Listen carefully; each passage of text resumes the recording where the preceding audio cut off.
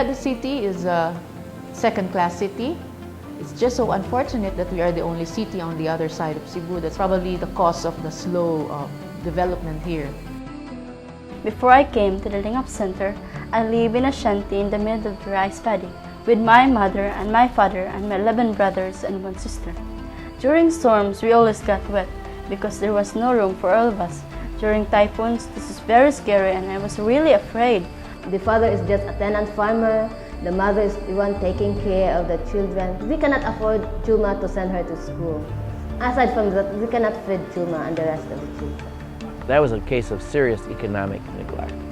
They were so sick, they could barely stand due to malnutrition, worms, lice, skin ulcers, you name it, they had it. My mom died when I was 7, and we are 9 in the family, and I am the only girl. And since my mother died that time, we're a broken family.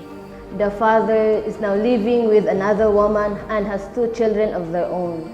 So Eileen and Chandrayan was left in the street. The worst thing is that they might resort into crimes, different kind of crimes. Like if they are girls, they can turn into prostitution. If they are boys, they can always go around and kill and rob people here.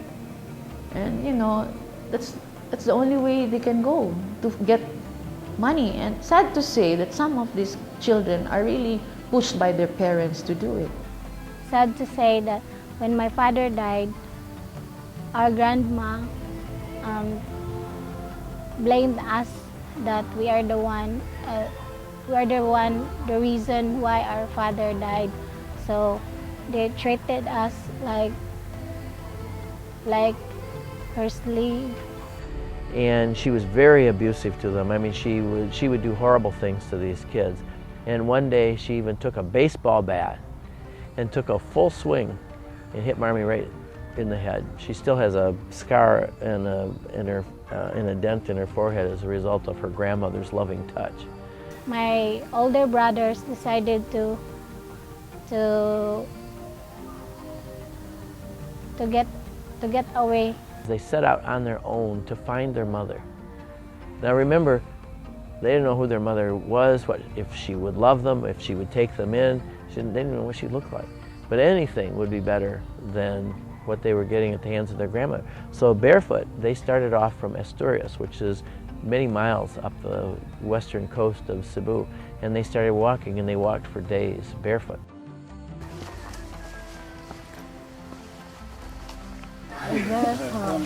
The barangay captain referred her to us. The mother left when she was still young, 8, 7. Her father fell in a coconut tree. The community people are supplying food for him. I'm proud to be a Filipino because Filipino people are very hardworking. It's just that we lack so many opportunities. And even with our hardships, we are very happy people. We are very, we accept challenges very well. We have time to laugh and just be contented with what we have. And we are very family-oriented people. So children and family is very important to us.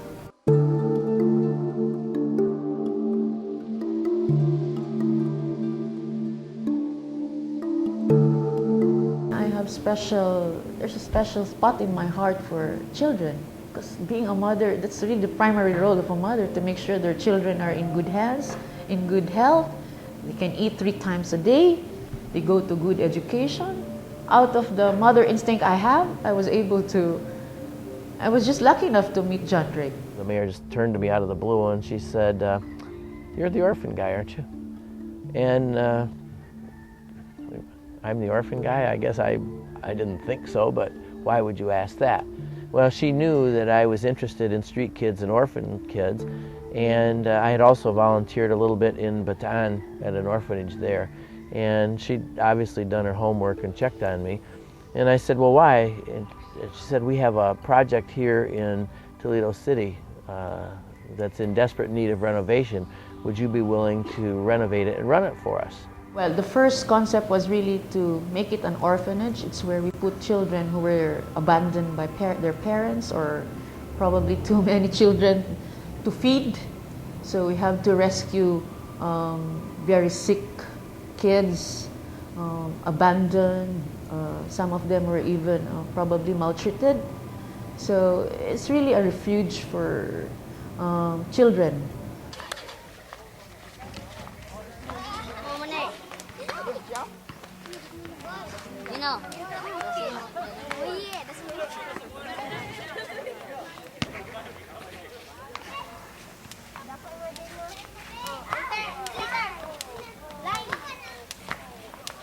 We catered abandoned, neglected, orphaned, abused street children. That is our target clientele.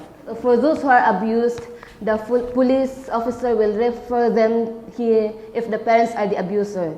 And then through community visit, from time to time we do community visit, and from there we will know whose children are in need of help from the center. Parents will come and try to drop their kids off. They know they'll have a better life with us, and so please take my child. In a case like that, we don't take them because it's our philosophy that children are always better off with family, always. And so the social workers, if we get a request to take a child, they will go out and do a home study to find out what the situation is. If there's abuse taking place, if it's a case of serious economic neglect, something like this, we will take them in. I am very afraid. The first time I entered the Lingap Center, I think the people will hurt us. Then when I go up there, I realized that there are, even though we have no family, we have no complete family, I realized and I saw people loves us.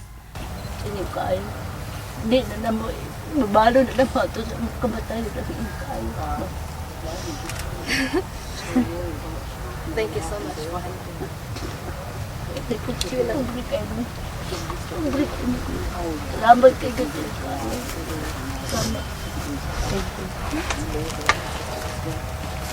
Kung kapaghamong nagkatabas, kung anak pagsakit, abot, ang sakit, gidagatan. If you're not there, you cannot.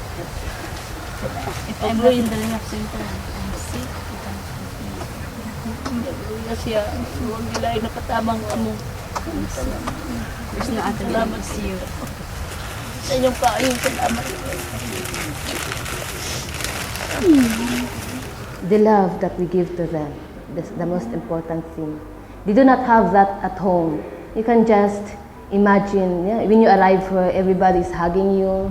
So they long for that figure, and that's what they need.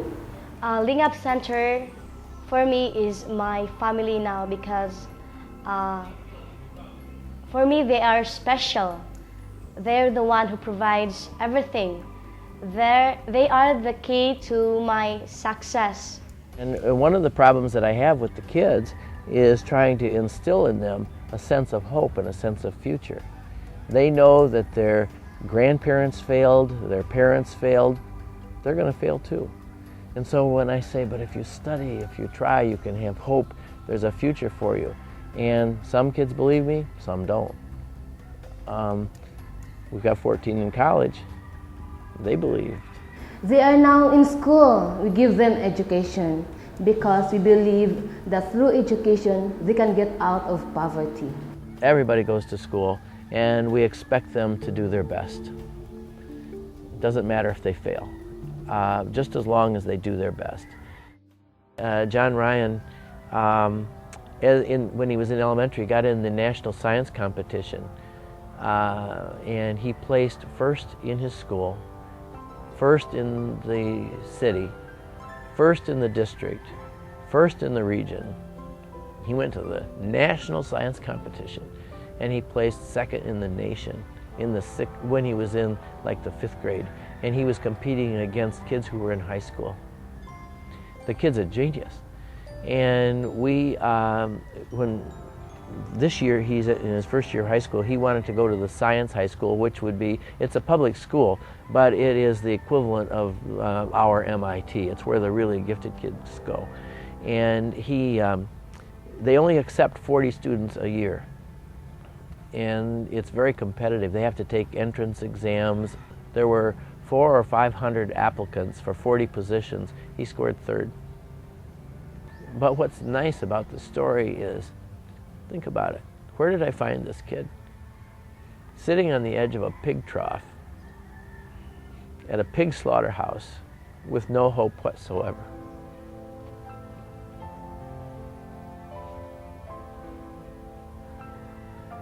What a loss to the world. He's our little Einstein.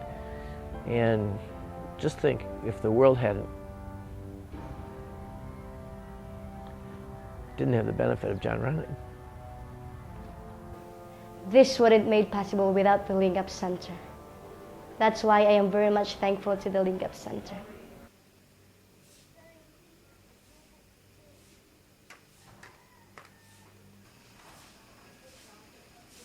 They do the household chores. They have assigned tasks every day.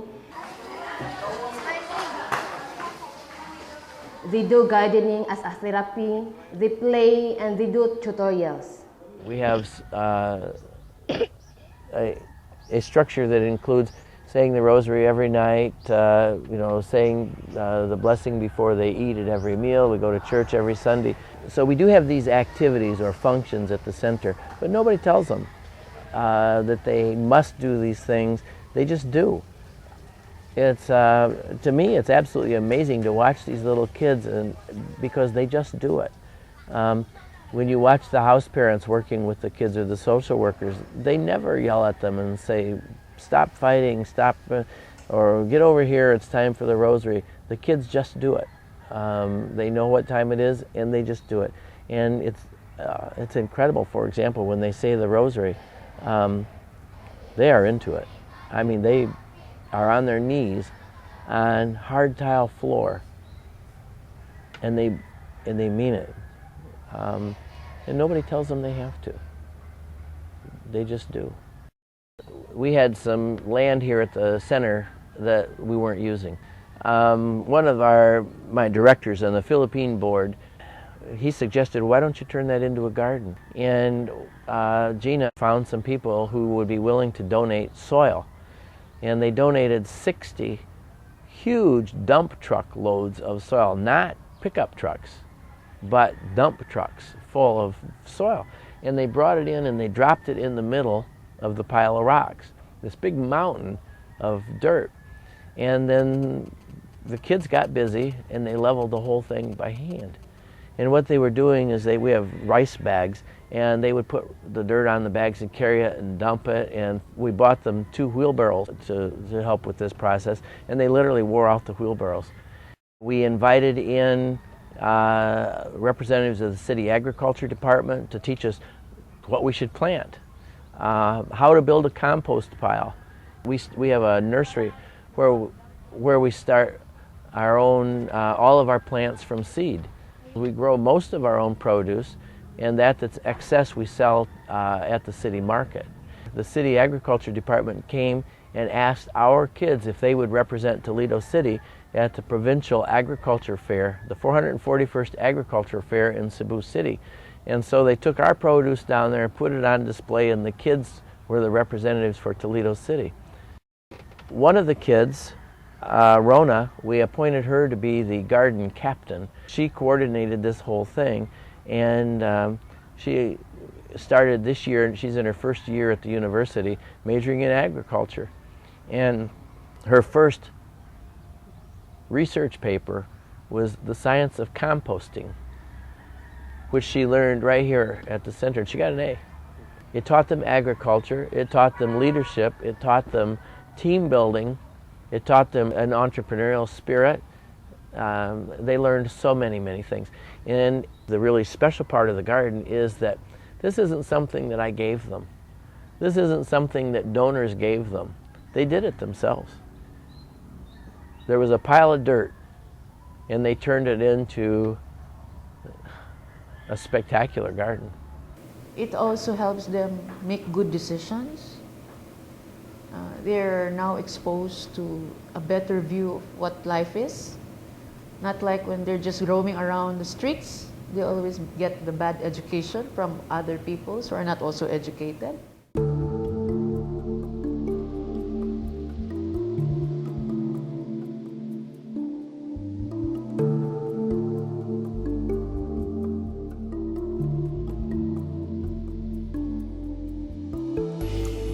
I hired a street educator, Janice, and she is a true miracle worker.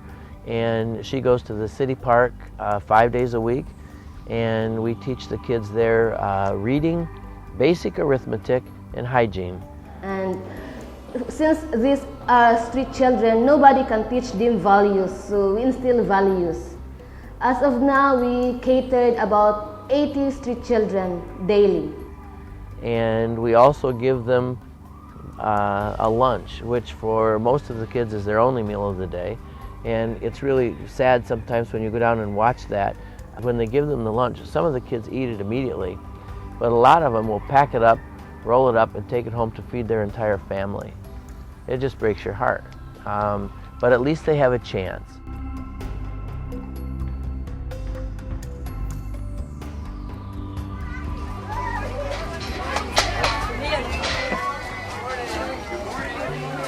Welcome to the Lingap Center.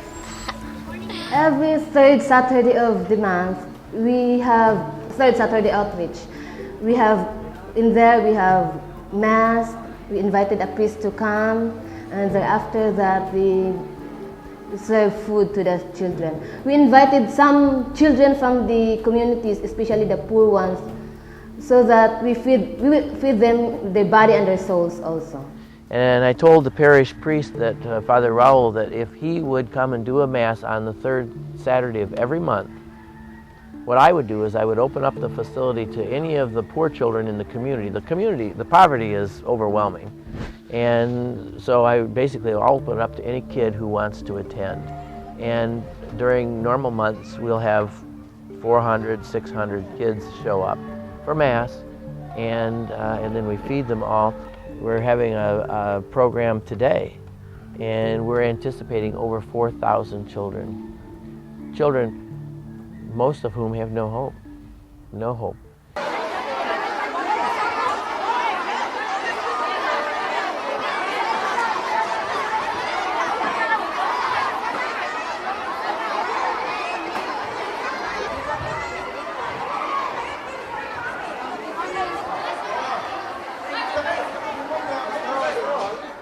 The ultimate goal for that program is that Lingap children who came from nothing is now the ambassador of goodwill.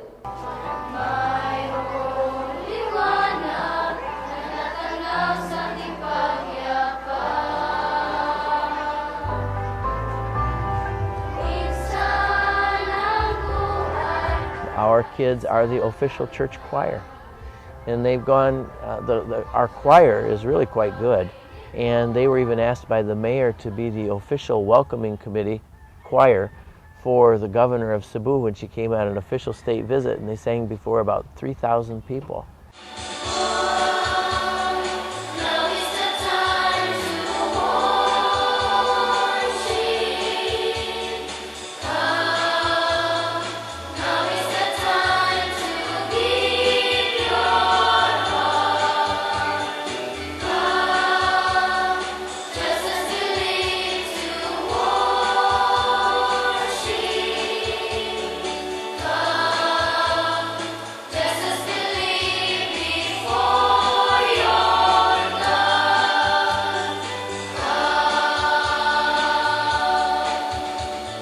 And what I find so incredible about that is the outcasts, those who are not even allowed in church.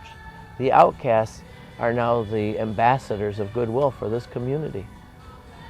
We've gone from being the very bottom to being the leaders in the community, our kids. And I just think that's an amazing turnaround. It's a holistic change. They did not change only the building, but everything. It's giving chance to the people who have lost hope. 26 kids is where I started, and now our reach, we're touching thousands of kids. The various barangays around, barangay is somewhat like a township, they were watching what we're doing, and they're thinking, maybe we should be doing this. And so they've started their own third Thursday program or something like this. And so even though we may not be the ones touching their lives, they're following our model. So they're playing follow the leader. It doesn't get any better than that. So this community is showing a renewed interest in children's issues. They're wonderful kids. I've learned so much from these kids. There was a very, very bad typhoon that hit Manila, or Luzon, and many, many people died. And the flooding, people were starving. It was the equivalent of Katrina. The kids learned about it in school, and they were extremely upset about the whole thing. They came to me and they said, Tito, we want to send rice to the flood victims in Manila because we know they're starving. Now with the rice we have, they're 80-pound bags. They're big and we spend a lot of money. Food is our biggest budget item. And they said, we want to send 3 bags of rice. And I said, well, kids, I think that's really wonderful and that you would want to do that, but we hardly have enough rice to feed you. So I'm sorry, I can't do it. And they said, we knew you would say that. We knew you would say that. And so don't worry about it. We will pay for it. So I think, well, okay, how are you kids, how are orphan kids going to pay for 3 giant bags of rice? And they said, we will pay for it by not eating. I didn't know how to answer that. What do you say?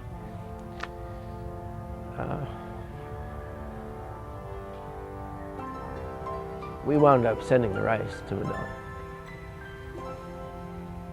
And the kids didn't pay for it. But the lesson that I learned from that, was that those who have nothing are the most concerned for those less fortunate than themselves. What a lesson I learned. I've got everything. And yet these kids who have nothing are reaching out to those less fortunate than themselves. That's what I'm most proud of. I'm proud of the kids. Kids who had nothing, kids who had no hope, are really becoming vibrant members of the community. They care for each other. It's not possible to be more proud of these kids than I am. That's what I'm most proud of. It started out just for 26 kids in need, and now what I see happening is the whole thing, it's just snowballing and growing. It's incredible. I can't believe watching this thing go.